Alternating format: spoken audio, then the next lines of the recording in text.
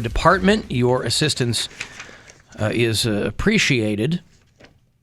If you listen to this show on the iHeartRadio app, tell me where you do that if it's out of state. Anthony listens in Autryville, North Carolina. We are very well represented in the Carolinas. Shauna listens in Titusville, Florida. David is out on Hatteras Island in North Carolina. And Noel is a new listener in West Newton, Pennsylvania. Southeast of Pittsburgh. To the surprise of no one, Major League Baseball opening day has been postponed.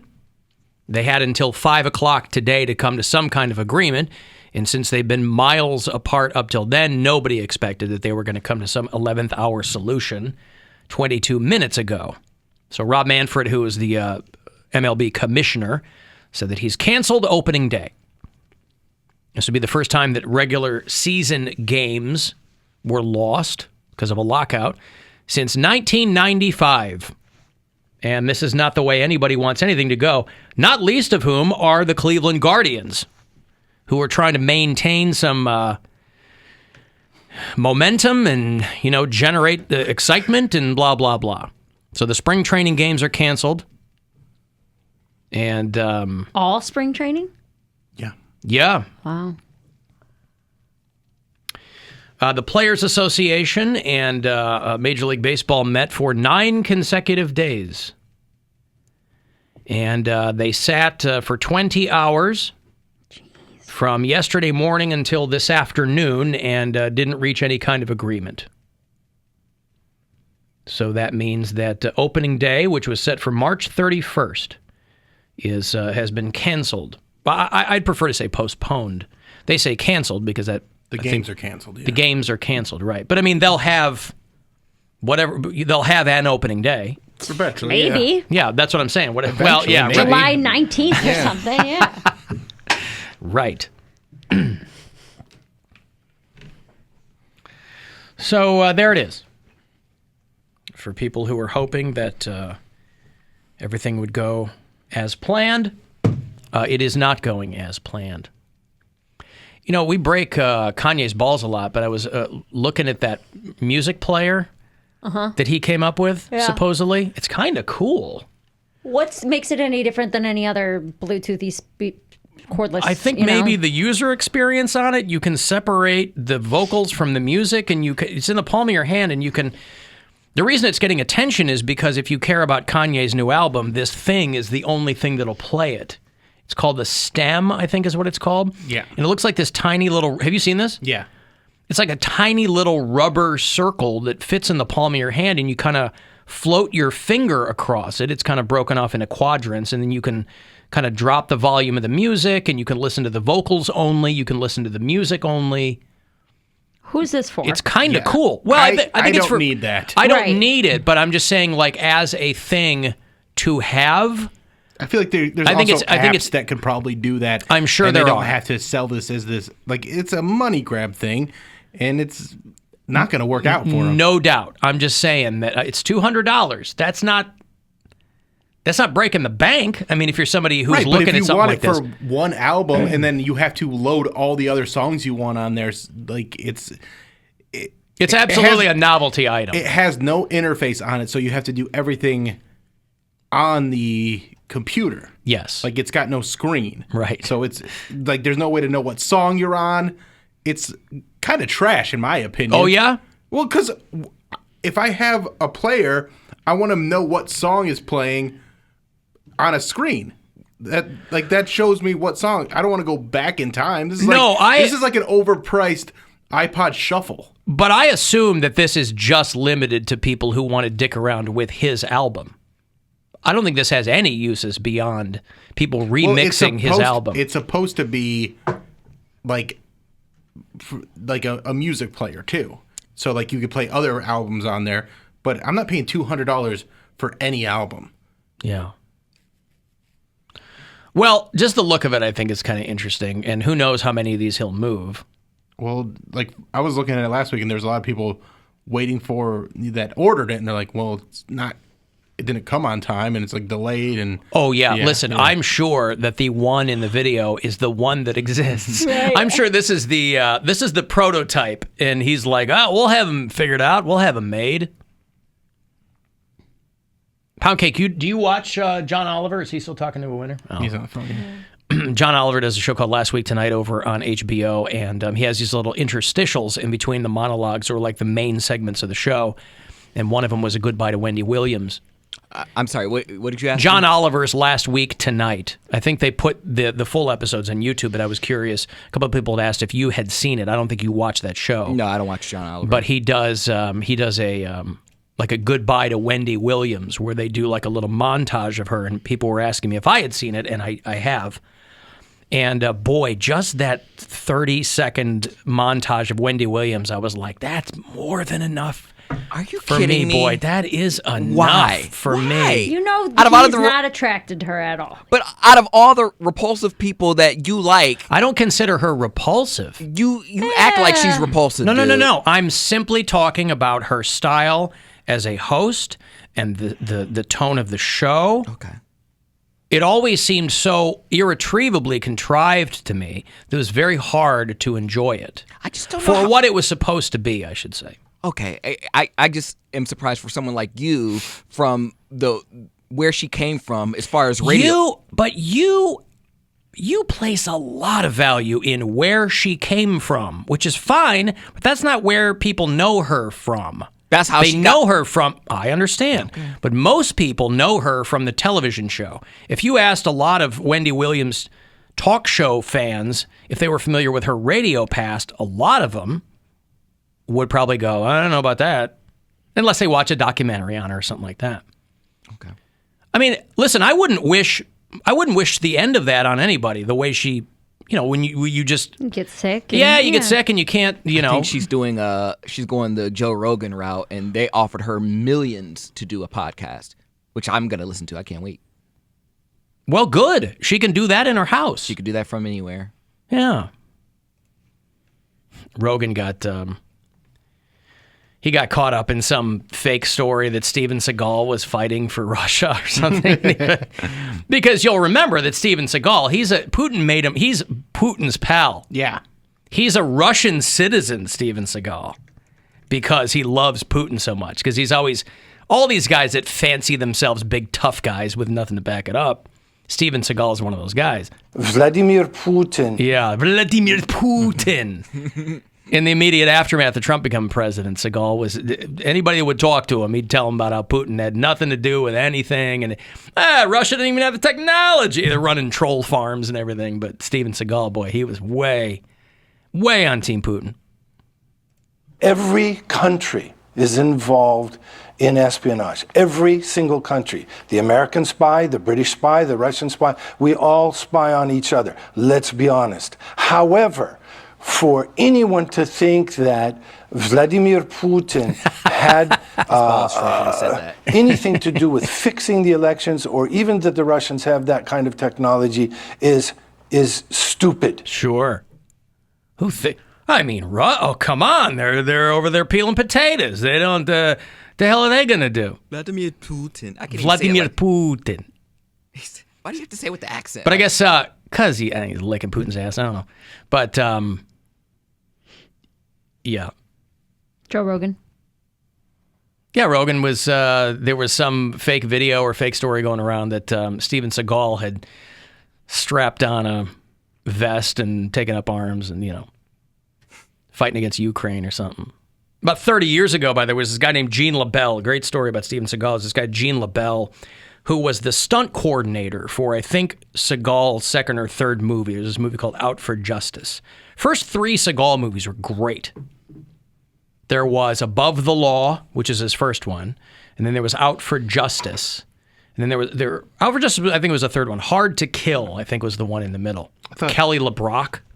The Jamaican Siege, guy. When was that? Under Siege was great. Yeah, Was that first later? 4. Okay, Okay. yeah, with Tommy Lee Jones and Busey. There was a guy named Gene LaBelle who was the stunt guy for this Out for Justice movie. And Steven Seagal, who always, 80s and 90s action movies, man. They were just nothing like them. Yeah, they were wild. But Steven Seagal was always, so much of his legend, whether it was earned or not, was that he was this, master of the martial arts, and that he was the CIA was tracking him and blah, blah, blah. And Steven Seagal was telling people that because he had extensive Aikido training, that he could not be choked out.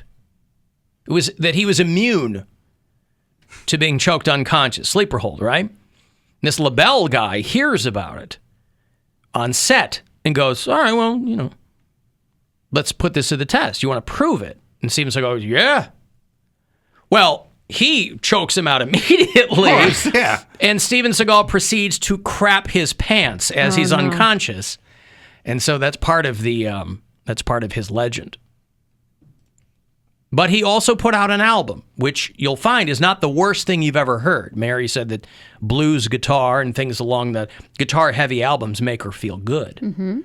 About 15 years ago, Sammy Hagar was doing a show, and Steven Seagal really wanted his band in front of people, so he did the show for $1,000. And he showed up with a whole bunch of people around him, and he always traveled with this entourage, and the guy looks like Mount Everest in a robe. And he had a couple of pistols on him because, of course, like the mafia was after him. So he always had these fakakta stories about who was trying to get him. But he put out an album some years ago called Songs from the Crystal Cave. You ever heard any of the... I feel like we played these over the years. I think we played them a few years ago. From time to time. There's one thing at last, it's how we share this common space. We're indestructible. I'll be in your ocean. I'll live in the sky. Your thoughts? Do you know what this sounds like? Am I out of my head? Am I out of my mind? Was that Fast Car? Who is that? Fastball? Fastball. Yeah. Yes. Fast Car. I like Fast Car. That's Tracy Chapman. That's a great song because it's one verse and then the chorus 3 times. Yes. It's just... But isn't that... This is what that sounds like to me. The song's called Don't You Cry. Yeah. Yeah. Steven Seagal from Songs from the Crystal Cave. I was waiting for an indication. Mm-hmm. That's him. Yeah, he's in the news again because he's pals with Putin, and they asked him, what do you think about all this? And I think he punted. He said, I think Ukraine and Russia are just one big family. Yeah, that's on there. That's why you have a convoy 40 miles long because Yeah, you're family. That's right. They bombed a Holocaust museum. So much for the whole, where there's Nazis over there we're trying to get out. Jewish president, and you bomb the Holocaust museum. So much for that. You're so worried about Nazis, why don't you get them out of Russia first? But yeah, so Steven Seagal... He did. He sent them to Ukraine. Get over to Ukraine. Do some stuff. Hey, I've got poop news. Yay. If anybody's interested in that. You might have seen this already. I can't show it to you, but you should find it, and it is awesome. There's a guy in Colorado named Alex Walker who is running for Lauren Boebert's seat. You know Lauren Boebert?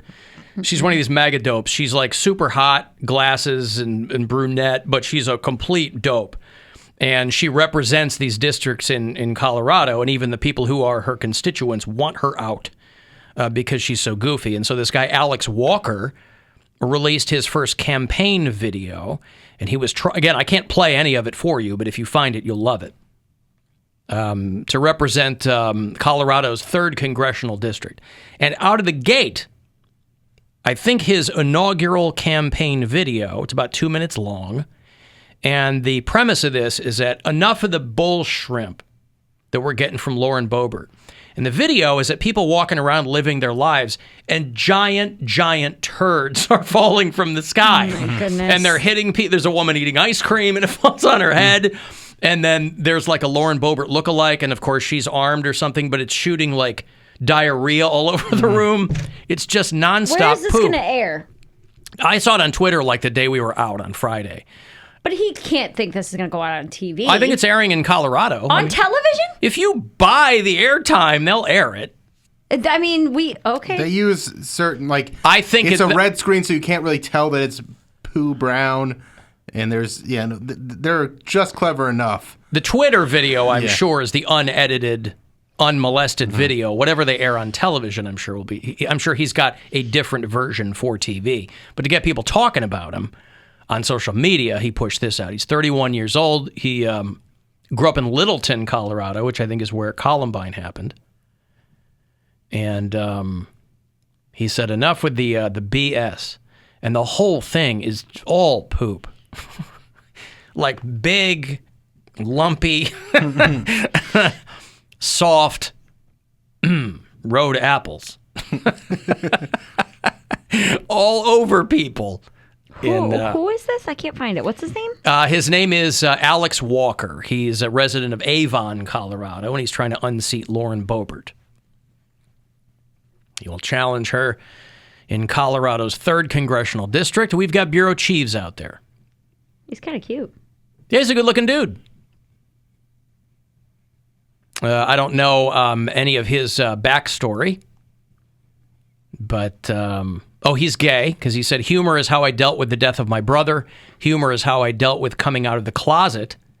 And humor is how I'm dealing with going national in a really scary fight against a QAnon psycho who will do everything she can to make my life a living hell. That's a pretty apt description of Lauren Boebert and what will invariably be her campaign. He goes, if you're going up against somebody like her, you gotta swing big. And the price of admission is is this poop commercial. Yeah. Well, it does send a message. It does. It does. That's right. Is it there fart sounds in it? Because that would make it good too. I don't think, no. Kind of It's squishy sounds. Yeah, it's people screaming, and I would have loved to have watched the making of, I'd love for there to be a short documentary on the making of this commercial. I'm curious what they used for the offending parcels. Behind the scenes. Behind the scenes. Really behind the scenes. Oh my gosh.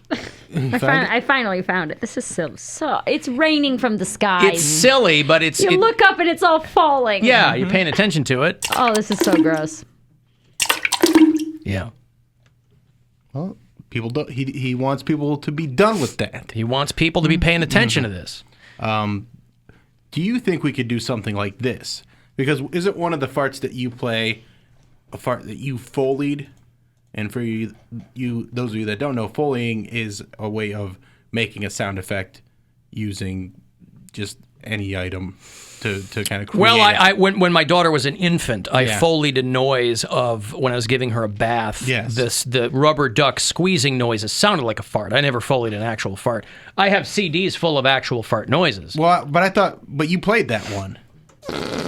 Yeah. That's not it. No, I rotated out the Foleyed the right. fart I was sound. Say, we should all come up with a fart Foley and each present it on the show. Record an actual fart. I already have one of yours. Like Foley a fart. Make a fart out of noise from not a fart. Yeah. With your lips or with a rubber duck or with I thought you meant water. record an actual Not an actual fart. Oh, like do it in here live. Like bring in, like you did the rubber ducky in water. Yep. We can each come up with our own device to make a fart noise, and we'll see who comes up with the best fart noise. We'd have to do it in here? I think it'd be fun to do it live. But then we would know what it is. But we'd also need all of the implements to do it in here, and I think water is the best probably conduit for some of these. Yeah. We could record them and play them. Well, we could do it that way. That's too. what I think, to do it at home or do it at however home, you and then want to do it. Everybody presents theirs. Sure. What's the prize? You're the fart king. Or queen. Yeah, Cody or Queen. Like this girl's Chewbacca fart. I was on the phone. We're doing a homework assignment. Who can make the best farts out of something? I think so. Is that... You guys, I'm gonna win. Why? Because I'm gonna go home and eat so much sour cream. You're just going to make This is not a real fart, though. How do you know? Well, he specified. What I'm saying is, how do you know I'm not just using the sour cream in my lips? Okay. Go for it. Okay. Wait. What parameters? Do we want it to sound the Ask most him. real? This is his... be the most disgusting? The funniest fart sound. Funniest? Yeah. Funniest doesn't necessarily mean most realistic. I'm going for the funniest. Okay, but funniest could be far off from what an actual fart sounds like. Do you know what I'm saying? All right. Authenticality doesn't matter. We can have categories. Yeah, an overall judge. Yeah. Like real. This is going to be a whole fart awards thing, or Well, you can't just judge it blindly. yes, I think we listen. We listen to the farts. we go, each have one and go, which one's the funniest? Which one's the best fart? Best and funniest are different. No, the funniest fart. The funniest fart is the best fart. Which one? Yeah. I like this game. Funny is our only criterion. Funny, right? Does this make you laugh? And if 3 of us say yes and 1 of us says no, we go, okay, that one gets a 3. Does this one make you laugh? Nobody likes it. And it we gets only a 0. send them to you, so that way we don't know whose is whose. Yes. That's right. Okay. We're Nu doing är det this. slut för den här veckan, men ni ser oss på måndag igen. Hej då! Men, oj, gud, vad är Right. We're doing this tonight. I have a podcast to record tonight. Can we do this Friday? Can I have an extra day or two to do this? Are you going to be here Friday? I gotta. You're not going to be here on Friday. Can we do it Thursday? I got it. We can do it Thursday. We Jim can have Tooze is gonna can be the here. judge. He can be the judge. That way we have an impartial judge. Okay. Because I'm already calling the show Tuesday on Thursday. So he'll be here to judge the Foley That's fine. farts. I just can't do this tonight. I won't be able to get this done tonight. I got a lot to do. I got to get creative with this. I have an idea what I'm gonna do. Okay. I don't have any idea. Well, they sour cream in your mouth. Oh, good for you. All right, we're all going to consider it, and I'll take a break. If you want to text 35192 to get something in that way, AlanCoxShow.com and iHeart Radio app, anywhere else.